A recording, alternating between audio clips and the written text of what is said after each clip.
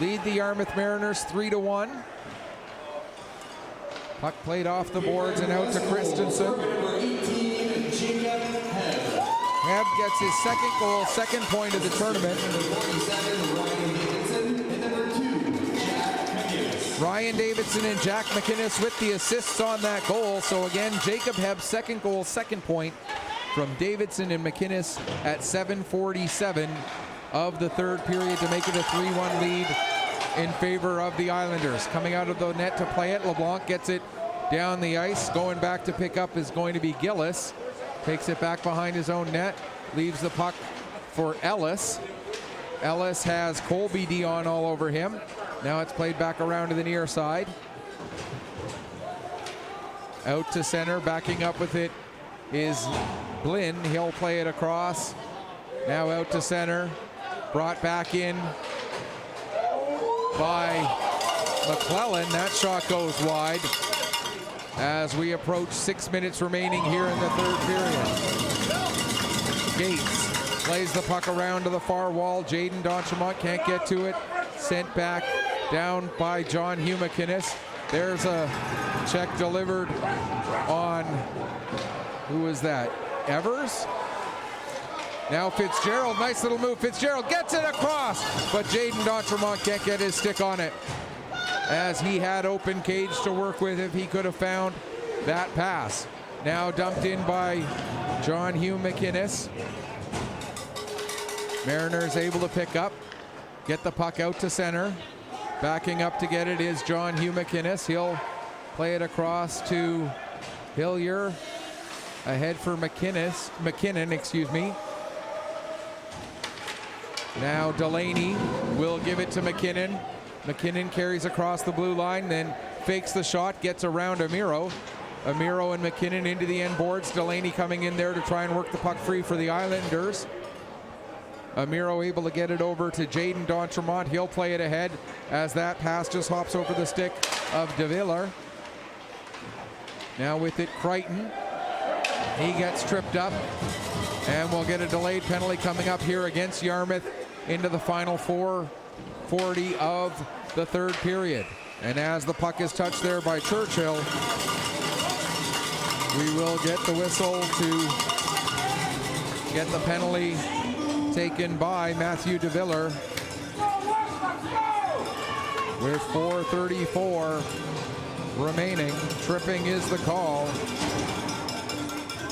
Islanders 1 for 2 today on the power play, 1 for 4 so far on the weekend. Puck comes back to the line. There's a shot, kick save made by Ryan LeBlanc. Down below the goal, Amiro, he'll ring it around the boards. Not able to hold it in is Campbell as the puck comes out. Now across to the far side. Heath McDonald plays it back into the zone.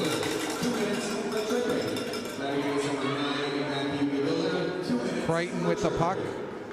Plays it down below the goal line. Trying to work some space is Evers. He gets the puck to the front of the net. Cleared away from there by Ben LeBlanc. To the line, not out, held in. Now Ben LeBlanc gets it back, is able to poke it just out to center. Islanders back into their own zone. Crichton going back to pick up the puck as it goes all the way down into the corner. 70 seconds left to go in the man advantage. Played around to the boards to the near side. McKinnon will pick up there. Gets the puck back across to the far wing. Near side again for McKinnon. He comes in across the line, fires a shot. That goes off the feet of Nippard. Now the Mariners will pick up in neutral ice, come into the zone. There's a shot taken by, I believe that was Lex D'Entremont. Islanders get possession, come back out. 34 seconds left in the power play, just over 3 minutes to go here, third period.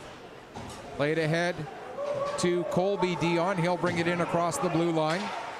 Colby Dion has his stick knocked out of his hands. That's going to be a penalty against the Islanders. And when a player loses his stick like that, not a difficult call for the referee to make. 2:53 remaining here in the third period. We'll play 19 seconds of 4-on-4, and then the Mariners will get their second power play of the game with Ryan Davidson in the box for the slash.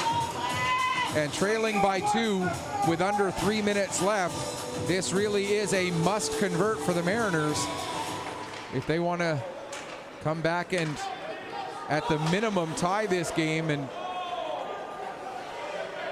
try to get a victory. Again, a tie for the Mariners would put their record at 1-0-2, which would keep them ahead of both West Hants and Pictou County. Right now they are tied with West Hants and Pictou County on 3 points each, but ahead of them by virtue of not having 3 games go final yet. But if they drop this one, then it would be a 3-way tie for second, third, and fourth at 1-1-1. And then we start looking at goal differentials and all of the, not goal differential, but goal ratio. And that would have a whole lot to figure out as the Islanders are back on the penalty kill here now, with the penalty that had been taken by DeViller coming to an end. Mariners get the puck out of their zone finally. Here's Blinn working his way ahead. He'll bring the puck in across the blue line, drop it off there for Christensen. He comes to the middle of the ice, has the puck knocked off his stick. Blinn tries to get it down into the corner. Puck just stays onside as Christensen able to keep it in. But now the Islanders pick up the puck and they get it out to center. No icing as it is a shorthanded situation for the Islanders, but we're down to 72 seconds left to go and the Mariners trailing by 2. The time is a factor here certainly, as they need 2 goals to try and tie it up. Gates loses control of the puck before he can get into the zone. Down to the final minute. Played across to Gates. Penalty about to come to an end. It does. Now Jaden D'Entremont takes the puck behind the net, trying to get it to the front of the net. Ryan LeBlanc not coming out of his net, as it looks like the Mariners are making the decision to not take the risk of giving up an empty net goal and have that work against their goal ratio, rather than focusing on trying to climb back and get the tie. Now there is a chance for Jaden D'Entremont. He scores! With 19.2 seconds left, the Mariners pull to within 1.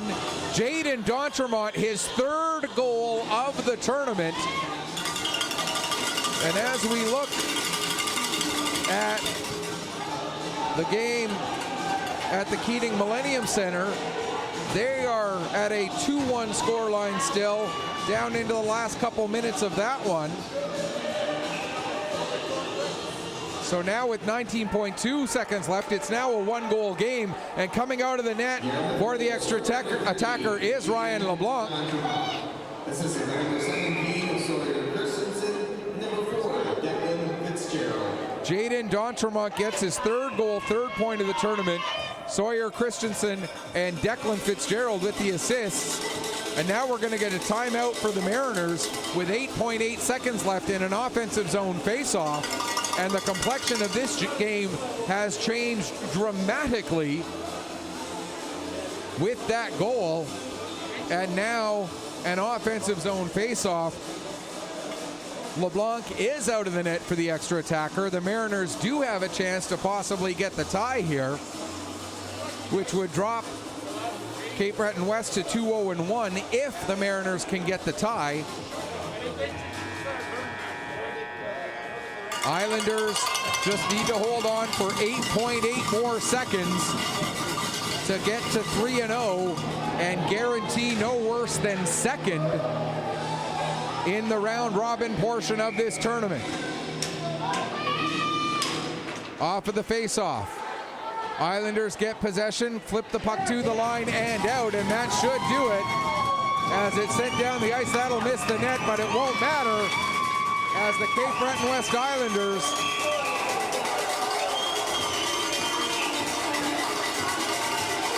get the 3-2 victory.